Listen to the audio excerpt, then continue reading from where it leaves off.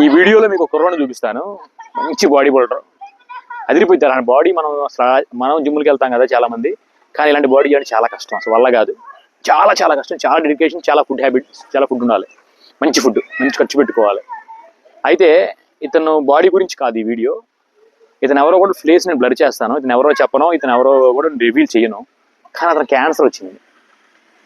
ఆయన బాడీ అలా ఉన్నా కూడా ఆ క్యాన్సర్తో ఫైట్ చేస్తున్నాడు. ఇప్పుడు ఇంక బాడీ మొత్తం పోయింది అనుకున్నది వేరే విషయం. అయితే నేను చెప్పదలుచుకుంది ఏంటంటే మెయిన్ ఇక్కడ ఫుడ్.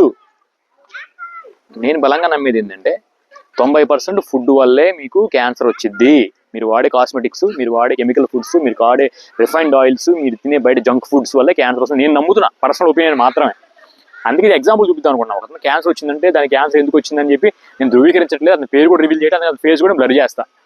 మీ ఎగ్జాంపుల్ తెలియాలి. మీకు ఎంత కండలు ఉన్నా కూడా, ఎంత బాడీ ఉన్నా కూడా క్యాన్సర్ వచ్చిందంటే మొత్తం మటాష్.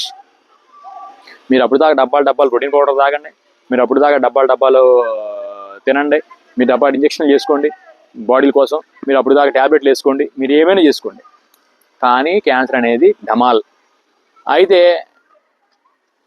ఇదే కుర్రోడు కనుక, ఇతని గురించి చెప్పండి. జనరల్గా జిమ్ములు చేసేవాళ్ళు జనరల్గా మీరు మంచిగా ఒక 1 కేజీ చికెన్ రోజుకి, ఒక 10 గుడ్లు, లేదంటే ఒక పొటాటోస్, ఒక 1/2 కేజీ పొటాటోస్, ఇలాంటి తిని సప్లిమెంట్స్ పౌడర్లు ఇడ్జోలి పోకుండా ఇలా జాగ్రత్తగా తిని చేసుకుంటే న్యాచురల్ ఫుడ్ కాబట్టి ఇమ్యూనిటీ కూడా బాగా స్ట్రాంగ్, హై లెవెల్లో ఉండి షుగర్స్ కంట్రోల్ చేస్తున్నప్పుడు మీకు చక్కగా ఇమ్యూనిటీ ఫైట్ చేసిద్దేమో కదా క్యాన్సర్తో. ఇది నా పర్సనల్ ఒపీనియన్ చెప్తున్నాను అబ్బా నేను.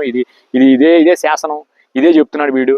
వీడికి మొత్తం తెలుసా తొక్క అనుకో మాకండి. 1,00,000 సంవత్సరాల నుంచి మన ఇండియాలో బతుకుతూ వచ్చాయి న్యాచురలీ తినే, ఆర్టిఫిషియల్ తిని కాదు. ఈ ఆర్టిఫిషియల్ వచ్చి మొత్తం 70-80 ఏళ్ళ నుంచి వచ్చినాయి. హాస్పిటల్ కూడా 70-80 ఏళ్ళ నుంచి వచ్చినాయి. ఓకేనా? అంతకుముందు మరి 1,00,000 సంవత్సరాల నుంచి మన దేశాల్లో బతుకున్నారు. మరి ఈ పాటి జబ్బులు వచ్చి ఒకటి వీడియో మొత్తం బావాలిగా. ఈ fatty foods, sugar foods, processed foods, protein powders తినమాకండి జిమ్ములు చేసేవాళ్ళు. అయితే చాలా మంది అంటూ ఉంటారు, తయారు చేసింది ఎవడో తెలుసా, పెద్ద కంపెనీ చేసింది, నీకు బొచ్చు తెలుసా, నీకు తొక్క తెలుసా అంటుంటారు. వాళ్ళకి నేను ఒకటే చెప్తున్నా,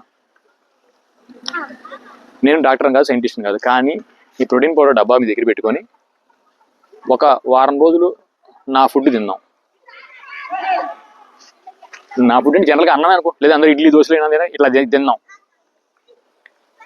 నువ్వు వారంలో ఆ ప్రోటీన్ పౌడర్ ఇంకేం తిను, దాంట్లో విటమిన్స్ ఉంటాయి, మినరల్స్ ఉంటాయి, ప్రోటీన్స్, విటమిన్స్, మినరల్స్, కార్బోహైడ్రేట్స్ మొత్తం ఉంటాయి అంటారుగా. అది వారం రోజులు నువ్వు బ్రేక్ఫాస్ట్ అదే, డిన్నర్ అదే, లేదంటే లంచ్ అదే. నేను ఇది ఒక 20 రోజులు, 30 రోజులు, 1 నెల రోజులు, 2 నెలలు తిందాం. తర్వాత ఏమైతే చూడు, నీ కిడ్నీలు, నీ లేవరు, నువ్వు ఏమైనా అప్పుడు టెస్ట్ చేసుకుని చూడు. మరి నేను ఇది తింటే ఏమైతే చూడు. సో ఏ డాక్టర్ చెప్పక్కర్లా, ఏ న్యూట్రిషన్ చెప్పక్కర్లా, ఏ సైంటిస్ట్ చెప్పక్కర్లా, ఇది మీరు మనసుతో ఆలోచించినా మీకు తెలిసిపోయింది. ఇంకా దీని గురించి పెద్ద అయ్యి ఉండవు. సో వీళ్ళందరూ మంచి తినండి, మంచిగా ఉండండి. వీటన్నిటికన్నా ముఖ్యం ఏంటంటే నేను నమ్మేది, మనం ఫుడ్ కంట్రోల్ చేసుకోలేకపోతే, ఫుడ్ అనేది వ్యసనం, డ్రగ్స్ లాంటిది కంట్రోల్ చేసుకోలేకపోతే ఇది మాత్రం పాటించండి.